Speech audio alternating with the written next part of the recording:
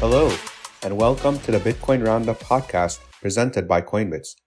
We bring Bitcoin news, hot topics of conversation, and deep dives into a variety of Bitcoin topics to you weekly. We are Coinbits, a Bitcoin financial services company. Check us out at coinbits.app. This recording is for informational purposes only. No investment or legal or any other advice should be drawn from this content. And as always, consult an advisor before making any legal or financial decisions. Hello, everybody. Welcome to Bitcoin and Chill Friday with the team. This is the Bitcoin Roundup live Twitter space. Thank you all for joining us. We're very grateful today to have Dr. Bull now, Dr. Jeff Ross from Berkshire Capital, joining us to update our macro thesis here on what happens in 2023 with Bitcoin and the broader macro environment. Dr. Ross, hello. Thank you for joining us. Hey, thanks for having me. I'm happy to be here. Awesome. So last time we spoke with Dr. Ross, he was full on Dr. Bear. Late September, Q4, early Q4. And it was doom and gloom everywhere. We were very much in the depth of the bear market and with no clear end in sight, and all kind of just sitting there waiting for something to blow up. And so far, nothing really has. So we're going to see what's going on, where we are today. This is February now, so it's almost been 5 months there, and things look quite drastically different. And we can't wait to pick Dr. Ross's brain on all of that. But before we start, allow me to do a quick introduction. So if you're here joining us for the first time, welcome. Hello. Thank you for joining us. We do these every Friday. This is the Coinbits team. Coinbits is a great way to get exposure to Bitcoin. We're a Bitcoin-only financial services company. Check us out, coinbits.app. And due to popular demand, we've had an ongoing promotion for a while of free Bitcoin DCA. So we made our names in the Bitcoin Roundup product, which is essentially rounding up everyday change for everyday purchases to buy Bitcoin, a very beginner friendly to get Bitcoin exposure without necessarily actual Bitcoin, I should say, not just a paper Bitcoin, without necessarily feeling like you're investing. So check it out, coinbits.app. And for a limited time, it's going to be free Bitcoin DCA using roundups. So check it out if you haven't, and this is the first time you're joining us. And now, without any further ado, let me start to talk to Dr. Ross. What you're all here joining us here for is what's going on in the one moon, for lack of a better term. Dr. Ross has, again, since last time we spoke with him, has turned on full bull for the time being, at least. But let's tease this out. So Dr. Ross, I wanted to ask you, let's just start with Bitcoin. And, historically, at least in the past couple of years, the Bitcoin rise in price, the Bitcoin price has front ran what we saw in traditional markets. And, Bitcoin price since December at some point was up closer to 40% with, price today at 22,000, roughly closer to 26.5%, which again is, it's in any other year, this would be considered peak mania, but clearly this isn't every other year. So tell us your thoughts about what gives. Is this dollar weakness? Is this something else? Is this a true start of an actual bear market? Is this a bull trap? What's going on with Bitcoin? Yeah, lots of great questions that everybody wants to know. And I'd just like to make clear from the start, right? I don't know the answers. These are just my best guesses, and I'm not giving investment advice. So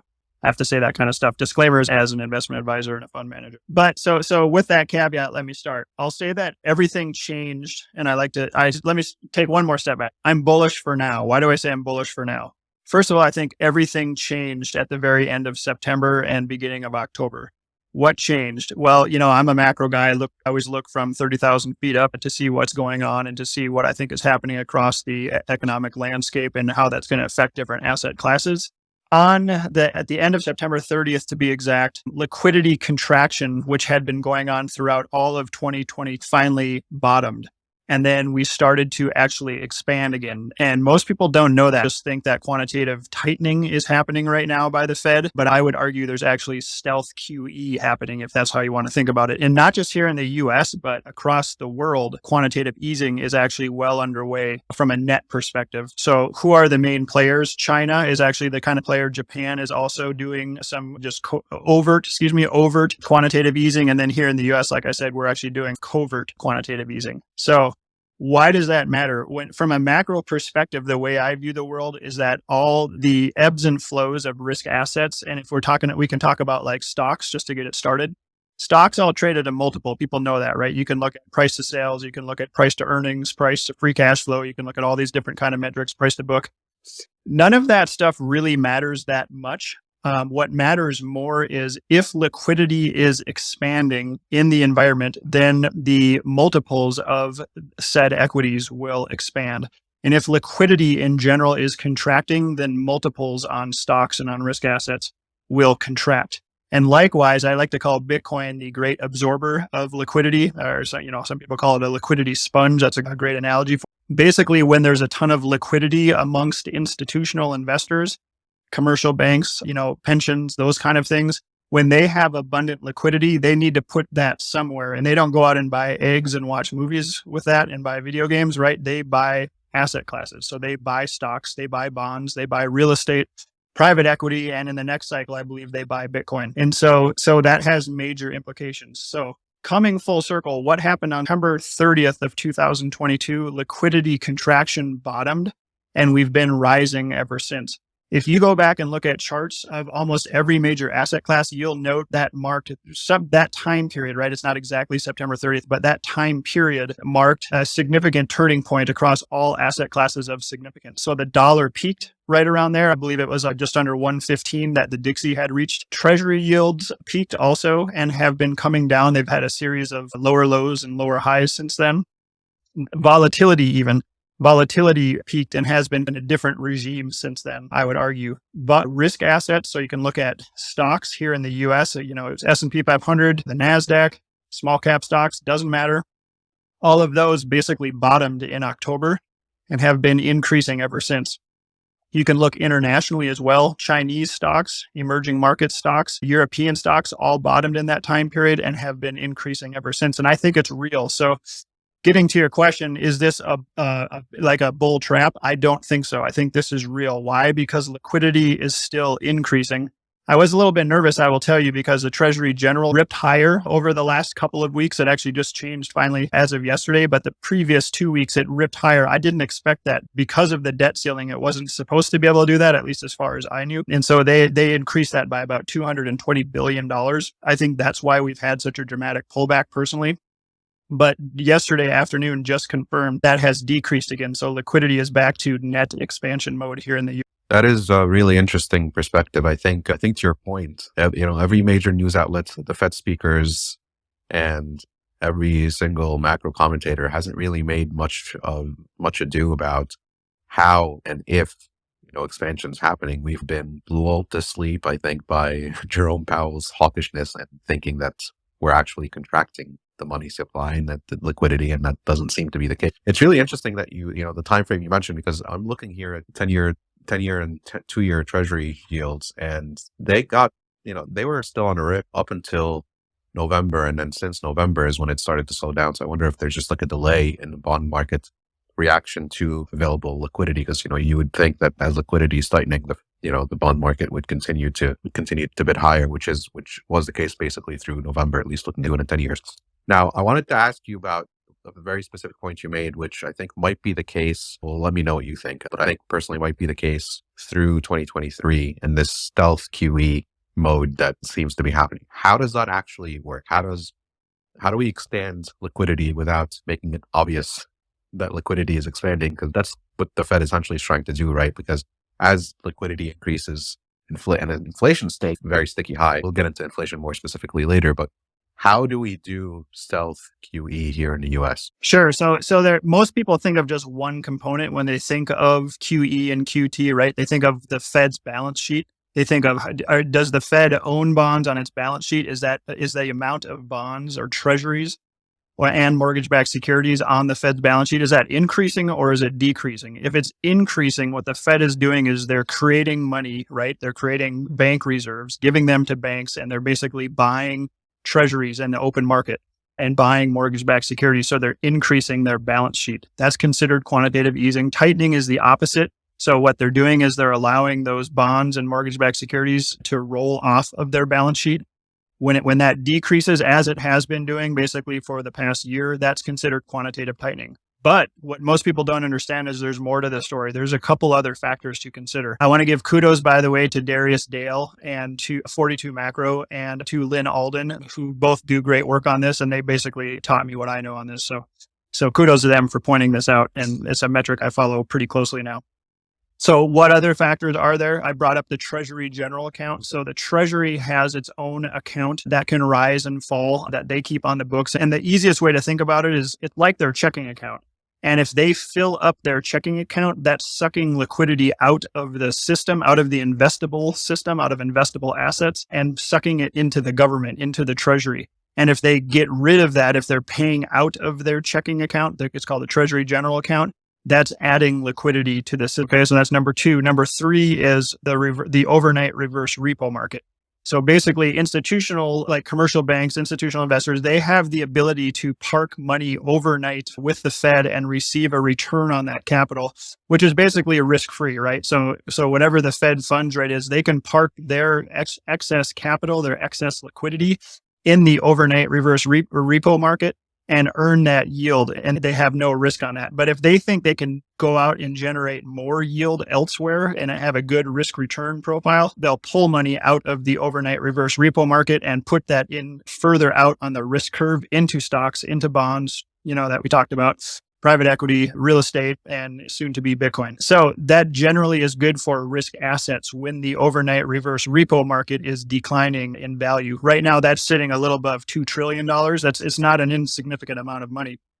So you have to factor all these three things in. So yes, the Fed's balance sheet is decreasing. That's considered tightening. But over the last week, as I just tweeted out yesterday afternoon, because those results just came out, and let me pull that tweet up just so I can say the correct numbers. So over the last week, the Federal Reserves, their balance sheet decreased by $26 billion. That's tightening. But the Treasury General account decreased also by $67 billion. That's money that's going into the markets, basically, into the investable asset bucket and out of the government.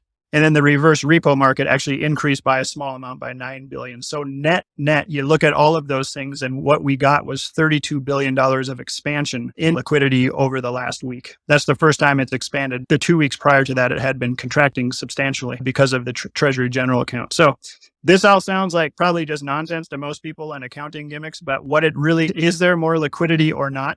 Most people think that it's people, like we think individuals. They think, oh, probably me because I'm a fund manager or I'm an investment advisor. Maybe I move markets when I buy things. I don't, you guys. Like, it literally has no effect when I buy things. If I buy 100 shares of Starbucks, I promise you that's not affecting the price of Starbucks one bit. But what does move markets? When institutional investors are putting billions of dollars in the S&P 500 or in Tesla or in whatever, ARK, or pick a stock, that definitely does move the direction of markets. So as that institutional liquidity is increasing, the asset classes, risk assets, tend to flow in that direction as well. So hopefully that makes sense. That's why I'm bullish, even though there are tons of reasons to be bearish right now. Trust me, I think we're due for a credit collapse at some point. I understand that credit standards are tightening across banks. I understand it's getting worse, not better. But for the meantime, it's a bull market until proven otherwise. Dr. Ross, that's a really good explanation of the repo markets. And the first I personally heard of the repo market specifically, and we'll go back to the other topics you mentioned, but that one is most interesting to me because before COVID, right? And a lot of people who may not have been paying attention at the time and maybe only started paying attention to global macro after the pandemic and the aftershocks didn't know was Caitlin Long. I remember she was talking with, I think, either Peter McCormick or Preston Pish. This is in like September or October, again, before COVID was even a thing. And she was warning about the repo market, and something seemed to have broken in that fall of 2019. And the repo market was basically the first indication where she was looking and seeing how the market is reacting there. And the general consensus at the time was, well, banks are worried about loaning money to each other and therefore parking at the Fed instead. And that's when that's when I first heard of the repo market, and then very slowly here trying to understand it. And thank you for making it make so much more sense with the brief introduction you gave to it today. Now, is that a general directional switch that we're starting to see? Like, is it possible for that to quickly reverse directions when banks all of a sudden and other financial institutions start to park money back at the Fed to get that interest? Like, is this like a, for lack of a better term, is this a V-shaped type reaction where all of a sudden the repo market starts to head in one direction, it's reversing course, or can this kind of go back and forth for quite some time before, it's full on, hey, like, let's get the money working somewhere else other than getting the Fed funds? Yeah, that's a great question. So like most markets and like most assets, nothing goes up or down in a straight line, right? So what I'm trying to do is capture the overall trend. Where is it moving on a monthly and quarterly and annual basis? To me, that's what matters the most. I try to drown out the sort of day-to-day moves. So to answer your question, in the near term, the reverse repo market, those actually are, those figures are by the Fed every day. So every business day, they update those figures. So you'll see it squiggling up and down. It's 8 billion here, minus 12 billion here. It goes up and down. But overall, it peaked way back, as I mentioned, right around that September 30th time period. The reverse repo market at the time, I believe, was at about 2.4 trillion. And one little caveat, by the way, at the end of the year, this is another thing I've learned in doing a little studying. The last day of the year, December 30th, was this year. It was the Friday this year. And I think back in 2021, it was December was the last day of the year. The reverse repo market spikes on those days. So that kind of throws off the data for a little bit. My guess is it's just because institutions don't want to take any chances as we roll over to a new year. So they park a lot of money there just for that one day. So you have to sort of fatten and actually just get that day out of there to see what the longer trends are doing.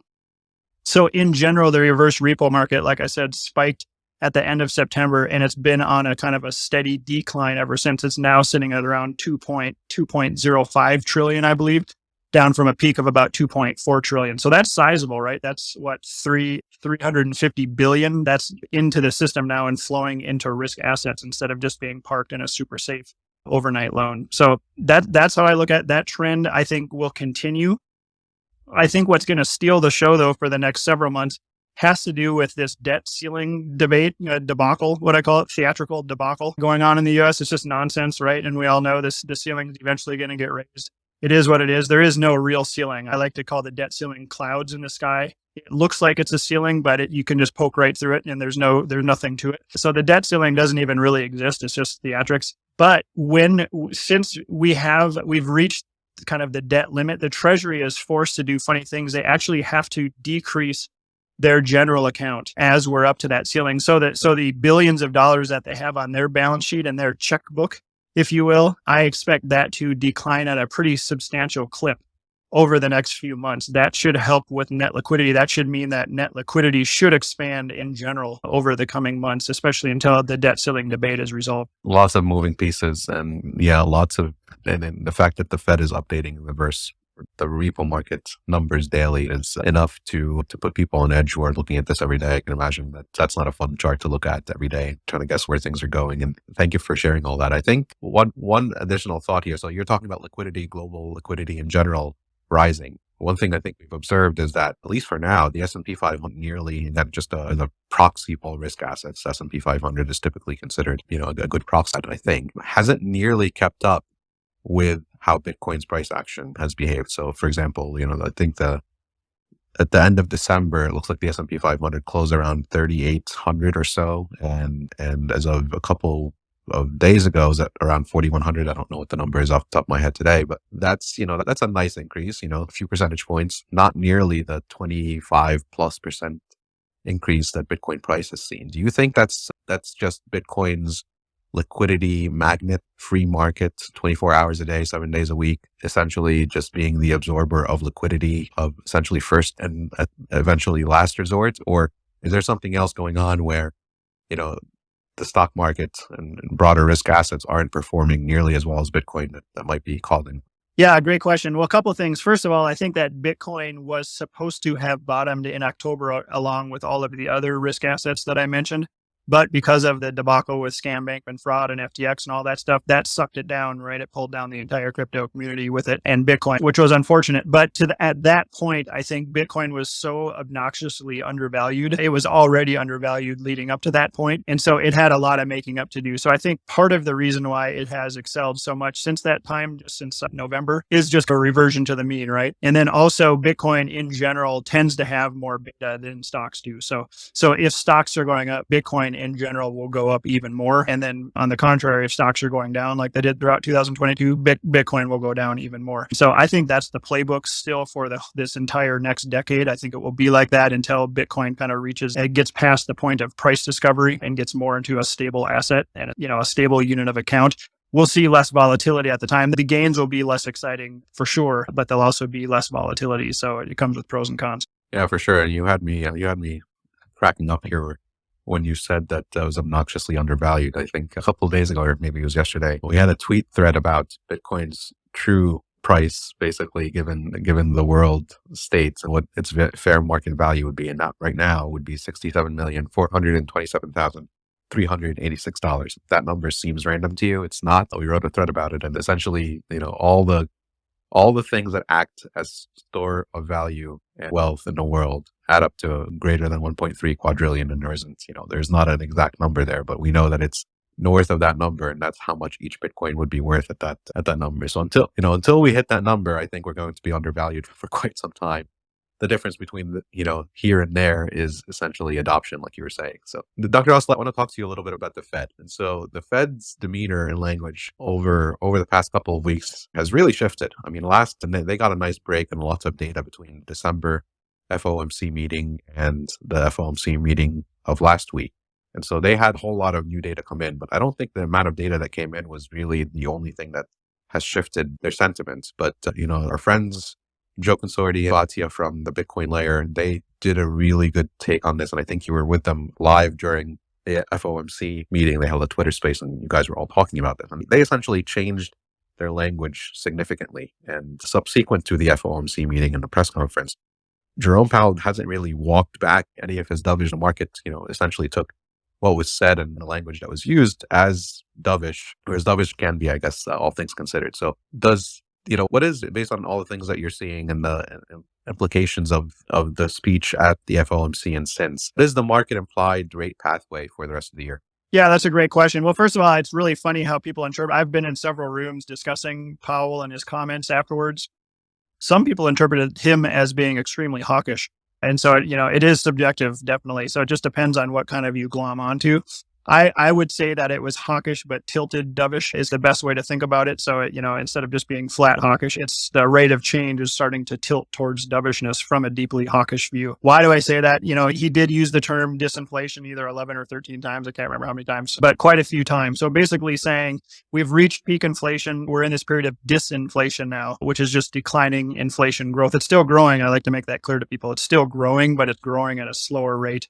And if you have a hard time understanding that, it's if you're driving down the highway going 80 miles an hour, but then you let your foot off the gas a little bit and now you're going 70 miles an hour, you're still moving forward, but it's at a slower rate. So hopefully that makes sense. That's what disinflation is. He thinks that in the second half of the year, we're going to see significant disinflation because basically the owner's equivalent rent will be factored in significantly at that point. That's one of the main sticky things that's holding up CPI right now. The other thing which he didn't talk about, which I think is significant, is that they're also changing the way they calculate CPI. We just saw an example of that with unemployment, right? With the results that just came out. Everybody was flipping out because it was way stronger than they had expected. It was like a 9 sigma deviation event, which is crazy. But they completely changed the way that they do things. They updated statistics, they updated underlying metrics, they changed some things. To me, that's like saying, okay, we're going to have a football game now, but instead of the usual 100-yard field, we're going to have a 120-yard field and we're going to narrow it by half. And instead of having, whatever they have, 11 players on the field, you can only have 6 now. And okay, who's going to win now based on last year's records? And you don't know because you can't compare them. You're playing a completely different game.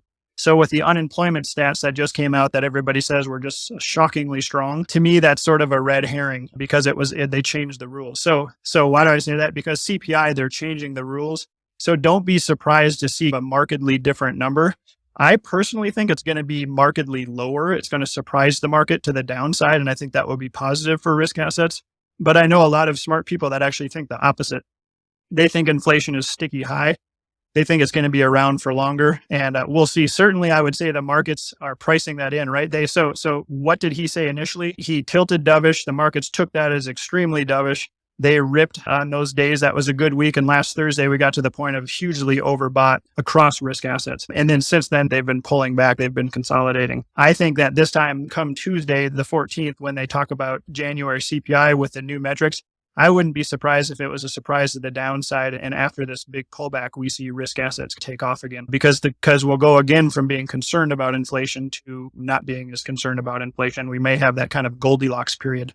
We get a Goldilocks period. I hate using that term because CNBC uses it too, but it's a good way to describe it. When the Fed pauses their rate hike, so when they're no longer concerned about inflation running away and they can just pause, which I think they do at either 5 or 5.25% federal funds rate, what happens then is risk assets basically always historically have taken off from there. I call it the Fed pause rally. That can last either for a short time or for a pretty long time. The last time of significance that it happened was back in 2006. From 2006 in the summer to October of 2007, the Fed paused their rate hike cycle basically for a year in there, and the NASDAQ stocks actually ripped higher 53% over that kind of 14-month period before they began their big descent lower and had that recessionary bear market. I wouldn't be surprised if we had the same sort of deal this time around, although I think it's going to go faster just because the Fed is moving faster and markets anticipate things more quickly.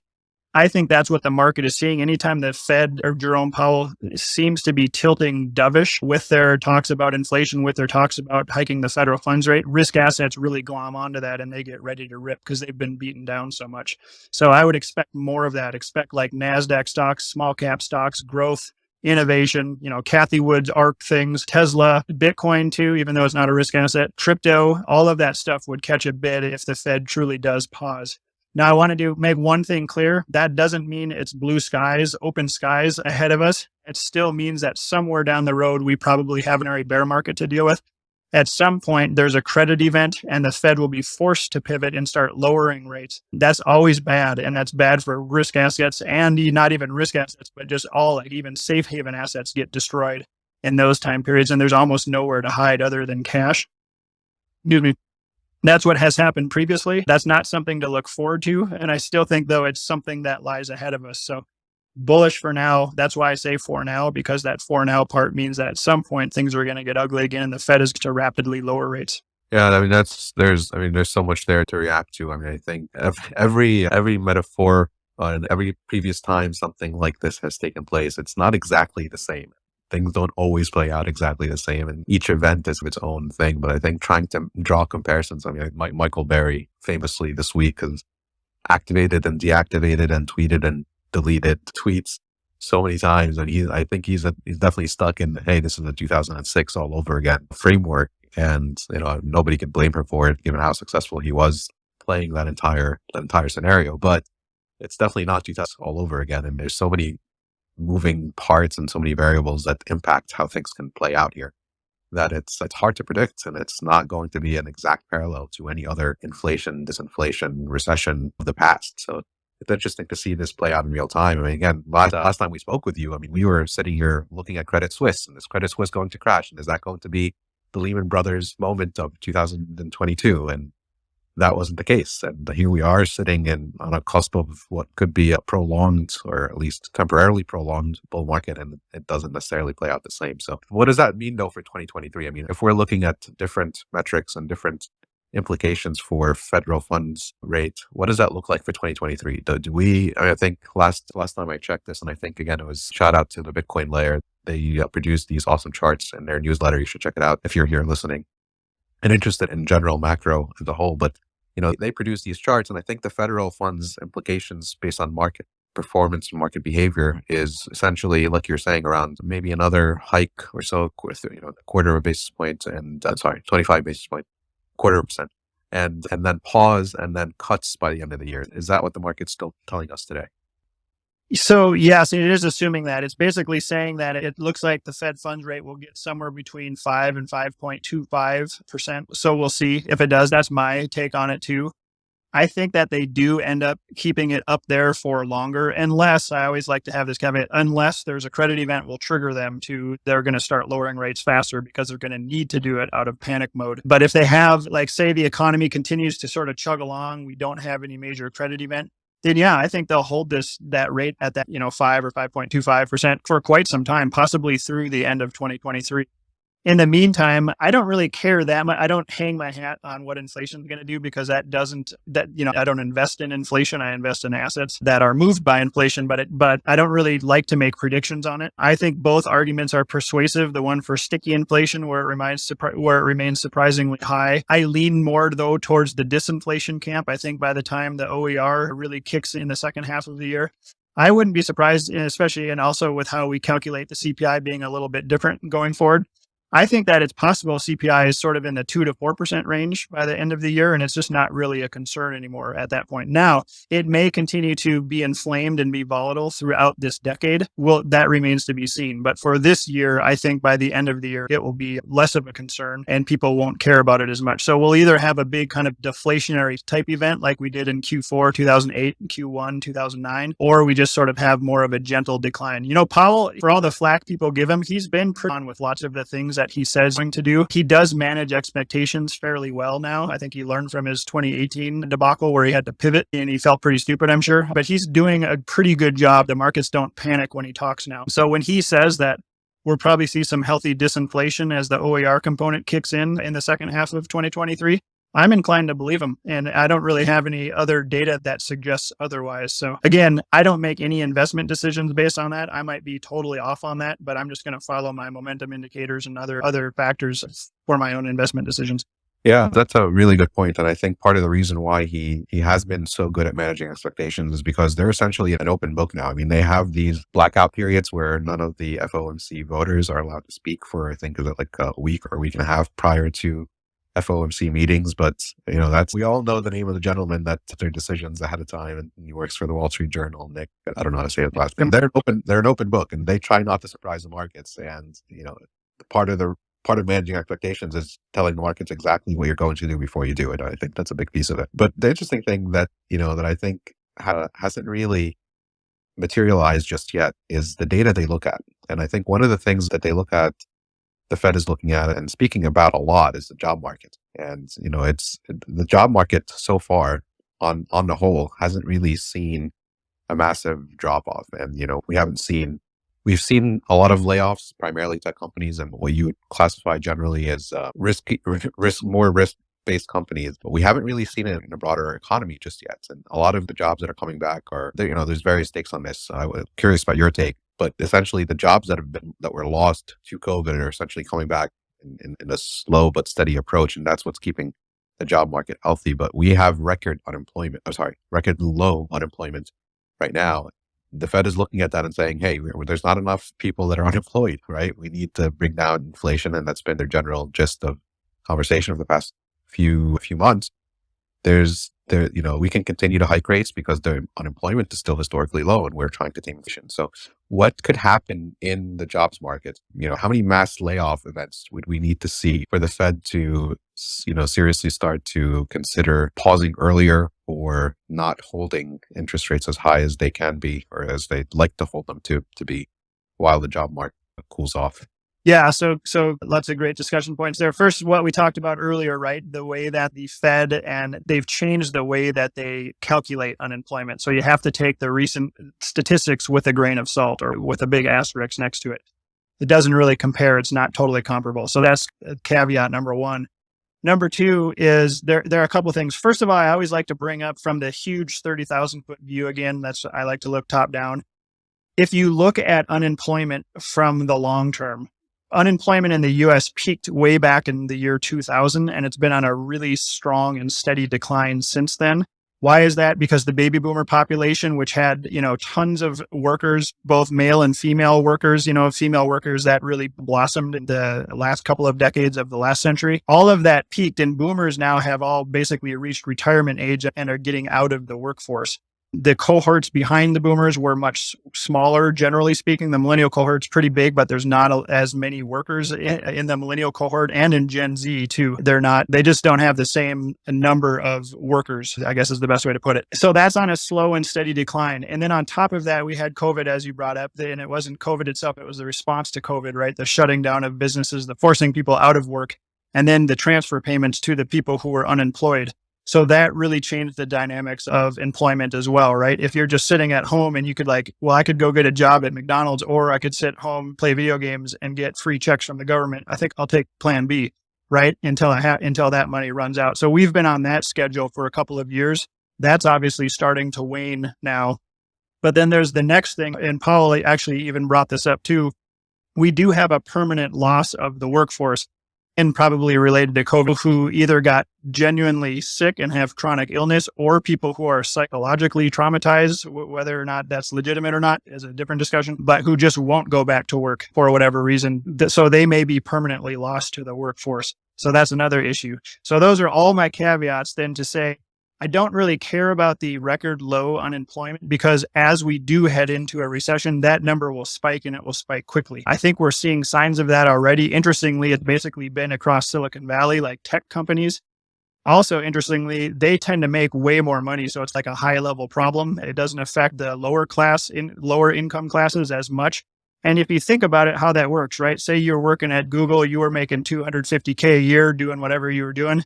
They probably give these guys like a 6-month deal where they can get paid for 6 months. It's pretty nice. They can, they still get all their benefits for a season. They can take their time looking for work. So I would say a lot of those layoffs have been announced, but we won't really see that reflected in the unemployment numbers still for several more months.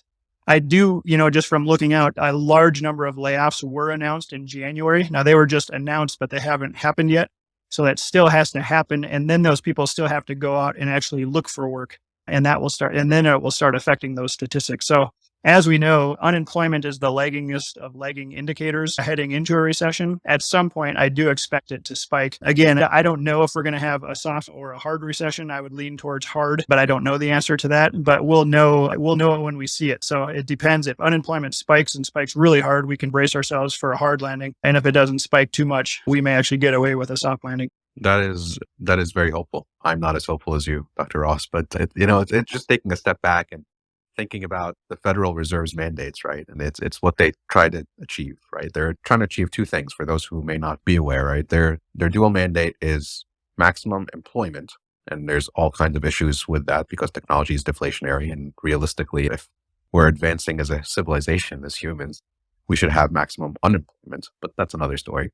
And their other mandate is stable prices. Now, the general longstanding belief that the Fed is operating under, and, there's different ways of measuring this, and there's all kinds of fiat science, as Saifedean likes to call it, that goes into this. But the longstanding belief is that a job market that has strong hiring, higher wages, and the like, typically fuels higher inflation. And so if you're trying to fight inflation, right, given that framework, given that thinking, what you want to try to do is maximize unemployment. And so, of course, that's the rock and the hard place that the Fed is generally stuck in between, and to try to balance the two perfectly, given the complex nature of the global economy. Even when the Fed was created over 100 years ago, that's always proven to be an impossible task. And the idea of a soft landing in today's complex, multifaceted global economy is even more laughable. But that's the idea. And so the Fed is going to try to erode progress on the unemployment side, unfortunately, in order to get inflation under control. That's the playbook, right? That's the tools that are in their repertoire. That's what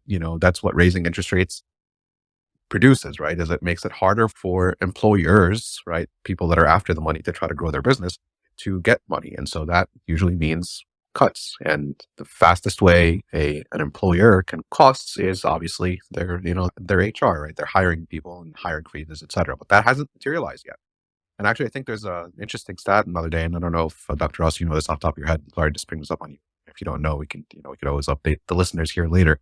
But I think every time that we've had a major recession, we've had maximum employment shortly before, and I think that was the case in the 2006 the last major recession, and then prior to that in the 80s. And so it's an interesting, it's almost like history repeat itself, but it sure has those here and there. And I wonder if that's what's going to happen here with employment. But that's the framework the Fed is working under. And that's why they look at employment so closely. And the idea is landing, again, in relation to these two mandates, and correct me if I'm wrong, is you slow down employment just enough to bring down inflation, supposedly. And of course, inflation is not just based on employment, but that's what the Fed is able to control. And when you bring it down just enough, employment just enough to bring inflation down, then you can try to even things out again and cancel out employment losses, and now inflation's under control. Of course, that's the tightrope that they're trying to walk, but who knows if they can actually pull it off. Yeah, it's very bothersome to me, right? It's such a crazy way to treat a problem. Because demand is the one thing they can control, they can't fix the supply side of things. That's more of a that's a fiscal response, not a central bank monetary response. because they can control demand, that's all they do, and they go after it hardcore, and they go after it 100%. And they talk about it like it's some great goal to achieve. But what they're really doing in this demand destruction, they're literally, as you're bringing up, to your point, trying to get people to lose their jobs. And that sucks, right? I mean, if you're a regular person and you want to work and you can barely afford your groceries and your gas and your bills currently, to know that the Fed is actively trying to destroy demand so that you get fired is, I think, really frustrating and really backwards looking and really crazy. I mean, that's what a centrally planned communist government would decide to do. Rather, what should be happening, and I've said this before, and I'm sorry about going off, and this isn't me being political. I'm not into politics at all. I despise it, actually. What should be happening is we should be doing everything to increase the supply side, right? We should be increasing work. We should be increasing supply of goods and services. We should be doing all of that to strengthen the U.S., not only in the short term, but over the long run. And this demand destruction actually just hurts us in the short run and in the long run. It's such a crazy way to go about solving this, quote, inflation problem. I can't stand it personally. It gets me really aggravated. But to your point, you are correct that unemployment always does reach basically record lows just as we head into a recession. So it's very ironic that Powell and Fed officials would use that as, oh no, the economy is strong. Look, because that's always literally, it's the sign, it's the laggingest of indicators, as I said. That's literally the final domino that has to fall. Once that turns and starts heading higher, we basically know that we're in a recession, and they know that they've gone too far at that point. And then it's just a matter of how bad is the destruction going to be? How bad is the recession? And I think that's what we have to look forward ahead of us sometime in 2023 or 20. Yeah. And I think, given where we were in 2022, we were expecting things to play out a lot faster than they have with regards to what a recession could look like and how long it would take to get there. But employment is the sticky part. And as long as people are employed and they have money, and I think that's the case right now. And that's the reason that the Fed has any confidence in continuing to raise rates and talk about holding rates higher for longer. I think that quickly goes away as soon as, employment starts to tick up, unemployment starts to tick up beyond the specific limit. Now, speaking of demand and demand destruction, the other big element of this that, might be, again, very different than 2006 or 2008, I should say, is the housing market. So over the past, more or less all of 2022, there's a big slowdown, and primarily driven by interest rates going up. Not just interest rates. We hadn't seen housing pricing from the 2021 QE driven, historic rise in housing prices. So you had two things happening there. You had housing prices going up tremendously because of QE and other factors, and also interest rates going up. And that has significantly slowed down the housing market, but not nearly to the level that you would think it. And actually, we're even seeing signs. I think it was earlier this week that CNBC released something on what's happening there. But yeah, mortgage rates had more than doubled from historic lows. Home prices have been sticky high, and they were higher even in December. The latest readings had them higher at 6.9% higher year over year over 2021. Now that, again, even though that number sounds crazy, that was actually the lowest annual appreciation rate since 2020. And, for example, last April, annual price appreciation had hit a high of 20% year over year. So as we're seeing, again, these are very dynamic things. So we're looking at unemployment, and it's historically low, but we're also looking at housing prices, and they were essentially, they still are historically high, and mortgage rates are historically high. And so those two combination of factors, if we start to see a flip, things can go down in a hurry. So is the Fed, do you think, concerned at all with housing markets? And is this going to be, especially what we're seeing now, is this going to continue to play out as long as we're in a bull market where the housing market starts to show early signs of life again, especially into the spring season here? Typically, that's when the housing market is at its highest. How does this play out, and what potential impact can that have on future QE? Yeah, that's a good question. I mean, obviously I don't know, right? But if I were in Powell's head and if I had to guess, I would say he's pretty pleased so far with what's happened with housing, right? There hasn't been a major catastrophe. I think that clearly real estate had reached highly excessive levels, like historically high valuation levels, because everybody was using housing again as speculation, like they did back in 2006 to 2008, that time period. Not to the same degree, right? Not with the subprime mortgage crisis, but still it had gotten quite excessive. I would say he's pleased. I would say that he's basically sucked a lot of that excess liquidity and leverage out of the system, and that it's sort of more reasonably priced now. Now, people are still priced out of houses because of the mortgage rates that are high, because prices have not come down quite enough yet. I think what we're going to see for the next several months is we're still going to see prices continue to down a bit, though not at the same rate of change. So it won't be as dramatic. And then, if we see the, the long end treasury yields, 20 and 30 years continue to decline the rates, we'll see mortgage rates come down even further. And that should start to awaken that. Now, as you know, I mean, the housing is like a sleeping giant. It takes a long time to move in either direction. But when it does, it really goes with that momentum for quite a while. So I still think for the majority of this year, that downward price pressure is going to be the story, even if interest rates, even if mortgage rates continue to creep down a little bit. I don't think it basically came to a standstill in 2022. I think we'll see signs of life in 2023, but I'm actually optimistic about housing, especially in the terms of like first-time home buyers, people who need to buy a house, that they'll actually have reasonably priced houses from finally, and a mortgage that they can afford. Like maybe the 30-year mortgage rate settles at like 4.5% to 6%, somewhere in there, but housing prices drop another 10 to 20%. They're going to be able to find some reasonable deals, and people are actually going to find, reasonable housing at that point. And hopefully it will have flushed most of the speculators away. And so I think Powell is probably a bit optimistic about that. He sounds optimistic when again, he's talking about the CPI and the owner's equivalent rent, which, by the way, for people who don't know, that's basically the prices of houses 12 to 15 months ago.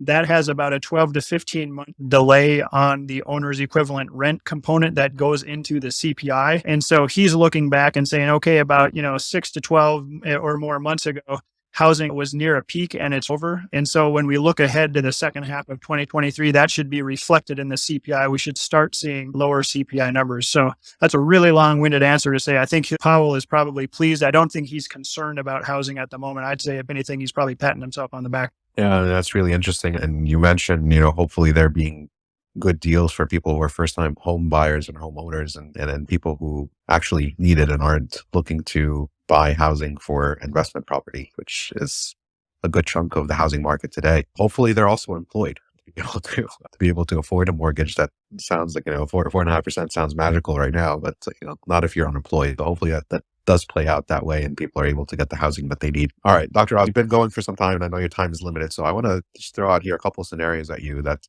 would cause maybe a shift to your current thinking, unexpected, what I'll call, black swan type events that might cause, a shift one way or the other. And I'm curious about your reaction to some of these. We've seen in global,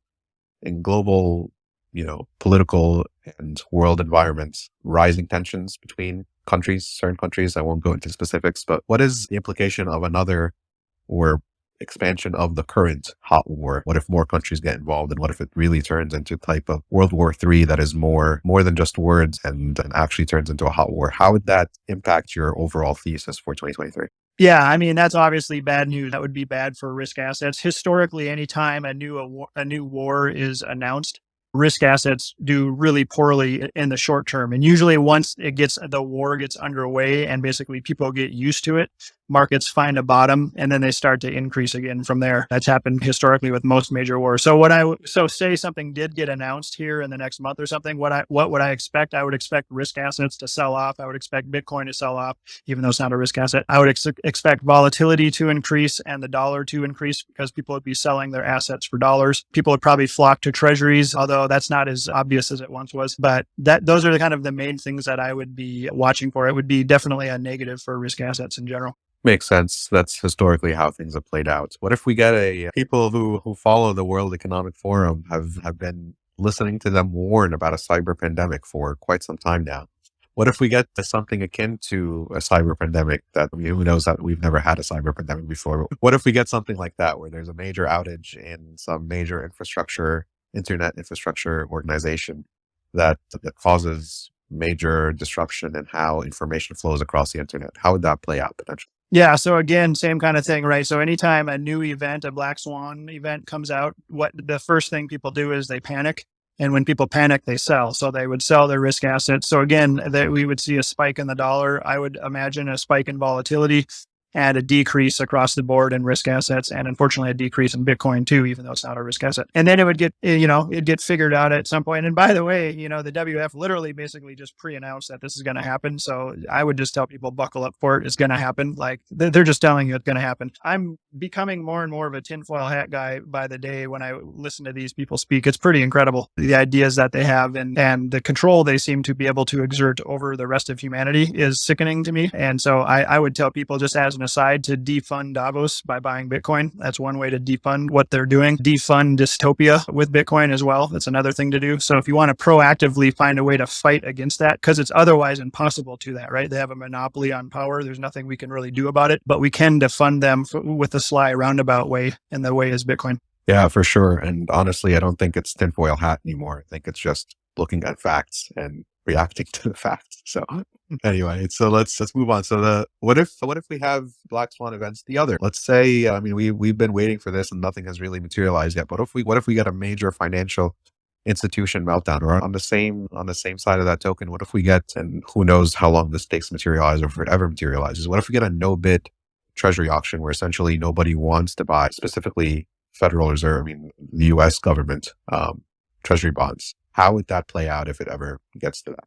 Yeah, well, we had a little taste of that in March of 2020, if you remember back during the COVID crisis. Basically, treasuries did go no bid for a little while, and that was pretty wild. And so what happens then is that forces central banks into the market really quickly. That's when panic sets in. That's when it feels like the world is ending, at least from a financial and monetary standpoint. People keep, everybody talks about QE infinity. They can't wait for, QE to start again. I gotta, forewarn people though, it's always unpleasant at the beginning. They don't start just leisurely. They start out of panic mode. And that usually means that everything is collapsing and it's really scary out there. And they're sort of forced to do things. They're forced to lower rates really rapidly. They're forced to buy treasuries because treasuries have gone no bid. Nobody else wants to touch them because they're scared of them. So they're forced to buy a lot of them. If that happens, risk assets would literally get just pummeled. Like the NASDAQ could drop easily 30 to 50% from current levels if something like that were to occur. And so those are the kind of things I watch for. I will tell you right now, like I keep saying, I'm bullish for now. There are no signs of credit stress right now. Slight signs of credit stress, like the Treasury credit default swaps, have crept up to like 35 bips. That's really nothing though. And I think it's only because of the theatrics of this debt ceiling nonsense. And once resolved, that the credit default swap level will go back down again. But what I watch more closely is what is the high yield option adjusted spread doing when people get concerned, when we're actually heading into a credit type event. People sell the junkiest debt. They sell junk bonds. And they usually buy treasuries in general. And so the spread between those two widens. And you can watch that. The Fed has that. And that's another chart I look at daily. I'm a nerd. But that's at very relaxed levels right now. Like there are no signs of stress right now in the credit markets. We will know, like it gives you usually a little bit of a warning. If not months, you usually have at least a couple of weeks where you can see it start to blow out. That's usually time to batten down the hatches and to get in full defensive mode. And I'm just telling you that I don't see any signs of that at the moment. So I'm not concerned that we're heading into one imminently. Yeah, and I think that's probably consensus. But, these things don't happen until they happen. And then everybody's shocked. And, we'll see how that could potentially play out. The last question here, and I think you've answered this, but what if we do have a stalemate with the debt ceiling? And I think, essentially when we have a divided federal government right now, how long can they be in a stalemate? How long can this actually play out? Obviously, in the long term, it won't matter. Debt ceiling goes up. It always goes up. It's always theatrics, like you were saying. But what if this prolonged stalemate starts to worry some people, some institutional money managers? Could that have a marked impact on the market? Yeah, I don't think it would have a marked impact. Nothing like the other events you mentioned, because I think everybody knows it's just theatrics. Everybody knows at some point it's going to get resolved. And so I just think we'll continue to see like the credit default swaps on treasuries just like slightly increase little by little until it's finally resolved. And then it'll sort of go back to normal again. And we'll see a little bit of stress in risk assets. Markets don't like uncertainty is the saying. And so as long as there's that uncertainty hanging out there, but I would just say like markets are pretty forward looking, and most people, I think most market participants know that this is just theatrics and that it will be resolved at some point. So I don't really put too much stock into that affecting asset prices in any significant way. Fantastic. Dr. Ross, thank you very much for spending so much time with us, having this conversation. I have One last question for you, but before I get there, let me just welcome in audience joining us. Thank you all for joining us. Thank you for being here with us. And obviously most of you here to listen to Dr. Ross, not to us, but we do these weekly. We have a conversation. We call it Bitcoin and Chill Friday. We then turn it into a podcast called the Bitcoin Roundup Podcast. This is hosted by Coinbits. Check it out. Coinbits.app has a great way to onboard your friends, your family, to particularly those who are worried or scared or are watching, the Bitcoin price and they're like, I don't know if I want to dabble into this. I don't want to invest in Bitcoin just yet. Well, Bitcoin Roundup is the product for them. It's a quick way to get Bitcoin exposure without feeling like you're investing. Essentially, you round up every day, purchase change, and roll that to Bitcoin. And so it doesn't feel like investing, but actually you're getting a little Bitcoin at a time. And I think nothing builds Bitcoin knowledge and Bitcoin confidence than owning some. So check us out, coinbits.app. And for a limited time, we have that product, the Bitcoin Roundup, for free. It's essentially a DCA product. And it's essentially free for anybody who signs up for a new account between now and the end of March. So check us out, coinbits.app. Now, Dr. Ross has had a conversation with us about this exact topic, the global macro environment, back in late September. Actually, Dr. Ross was actually one day before September 30th. I think it was September 29th. That we had our last conversation, and we almost nailed the timing there for that last conversation. But that conversation is wherever you get your podcasts. It's on Spotify, Apple Podcasts, Google Podcasts. It's also on YouTube. So find us on those channels and listen to our conversations. These Friday conversations that we have get all recorded as podcasts and shared out. And I'll have this one out hopefully in a much quicker time frame than the prior one. But last question here for you, Dr. Ross, before we go. So you had mentioned before, I think it was sometime last year, and maybe your views on this has changed now. And this is not investment advice. This is just you guessing, and you've caveated this plenty before. But what do you think Bitcoin price at the end of 2023 will look like? And if I recall correctly, correct me if I'm wrong, you had anticipated a run up over 100K, maybe over 200K by the end of 2023, but that was some time ago. So has your thesis on Bitcoin price changed by the end of this year at all? So what I look at, first of all, predictions are just a fool's errand, right? It's just my best guesses. So I like to caveat that too. I'm definitely wrong when I guess on this, but I like to use demand-based models for Bitcoin. The stock to flow caught a lot of attention a couple years ago, and that never really sunk in with me very well. I think to me, it makes more sense that it's a demand-based model since we know we have a fixed supply of 21 million Bitcoin. So based on those models and some of the best ones, what I did is combined all of the best demand-based models and said, what would be in kind of a standard market setting of Bitcoin, assuming the normal level of adoption that we're seeing in Bitcoin and the increase in hash rate, the increase in strength and security across the network. That model told me, the combined stuff that I look at, that by the end of 2022, so, a month and a half ago, the price should have been around $50,000 based on that model. And then the price should be around $100,000 by the end of 23. Now, that's with the huge, right? If market conditions are terrible and they continue to deteriorate, then of course we're going to be below that, right? That's sort of the expected number that it should be. And if market conditions are awesome and we have QE infinity happening already underway and we just had a soft landing recession, then I would expect it to be much higher than that. So hopefully that makes sense. So people are like, the model isn't really a price prediction, but it does give you a good idea of how fairly valued or not Bitcoin is. And usually, by the way, I should add, historically speaking, Bitcoin tends to overshoot that. People get, I think, too optimistic based on a demand-based model. And we're really early in the adoption phase still, so we still have a long ways to go. So that's my answer. I'd say by the end of 2022, the price of Bitcoin, I can't remember what it was, 16 or 18,000 or something, even though the model was saying 50. So how would I respond to that? Not that I was wrong and the model's broken. I would say that Bitcoin is cheap. And so if Bitcoin at the end of 2023 is substantially under $100,000 per Bitcoin, guess what I'd say? It's super cheap. And so I think it's a good thing to buy if you have a very long-term perspective. So I think any price under 50 to 100K this year is basically a good deal on Bitcoin. That's why I tell people, I personally, I do all this trading and investing for my clients. Personally, I just dollar cost average into Bitcoin and don't even think about it, because I think these prices currently are historically very cheap when we look ahead 5 or 10 years. Absolutely. Very well said. And I think the bigger picture is all the things that we talked about and all the pseudoscience and the fiat manipulation in the games that we listened to for the past hour, that the Fed is trying to control the market, and how impossible of a task that is. Bitcoin fixes all of that. And so, a bet isn't necessarily a bet on fiat price going up. It's also a bet that the free market, the market for money, the market for freedom, which is represented by Bitcoin is going to continue to accelerate and gain traction. And that can only mean that the fiat denominated price goes up. But really well said. And I think, again, we had a thread this week. I think it's been up here about Bitcoin's fair market value. Should it actually consume all the store of value and wealth in the world? That's 67 plus million. So anything below that, I would argue, is also still cheap. So, Dr. Ross, this was a great conversation. Thank you so much for the insights. Thank you so much for sharing your thoughts with us. And for those of you who are joining us here late, this conversation was recorded. Dr. Ross takes us on a variety of different topics regarding macro picture and how the Fed might behave over the next few months and what they've said and what we've seen and how long this bull market or this bull rally will continue for. And you're welcome to listen to the recording as soon as we finish here. One last question. I lied. I have one more question for you, Dr. Ross. I don't know if you're a big American football fan, but who do you have on Sunday, Eagles or Chiefs? Oh man. So I guess so first of all, I'm not a huge fan. I used to be, but I quit watching sports about 20 years ago. Life was too busy. But if I had to, put a gun to my head, who would I choose? I would vote for the Eagles only because I'm a Broncos fan and the Broncos and Chiefs are in the same division. So I don't like the Chiefs. So I hope the Eagles win but primarily because I want the Chiefs to lose. I'm a Giants fan myself. So I'm on the flip side of that trade. I'd like to see the Eagles lose, but only because I'm a Giants fan. Can I get you to do one more prediction? What's the score going to be?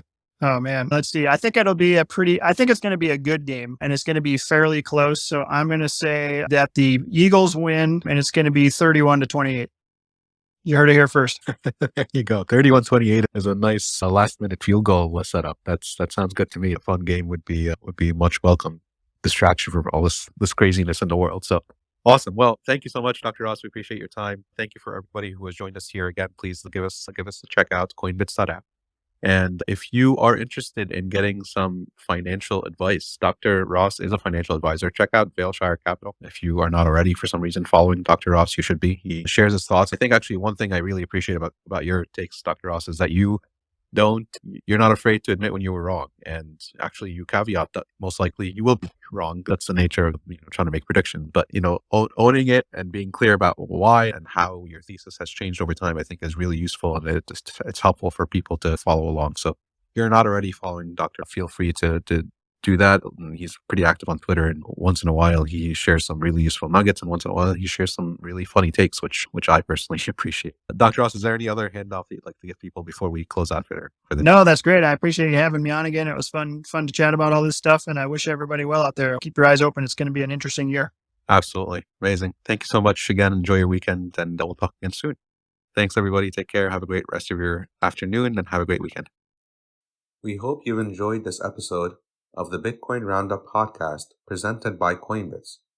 So what do you think of the conversation?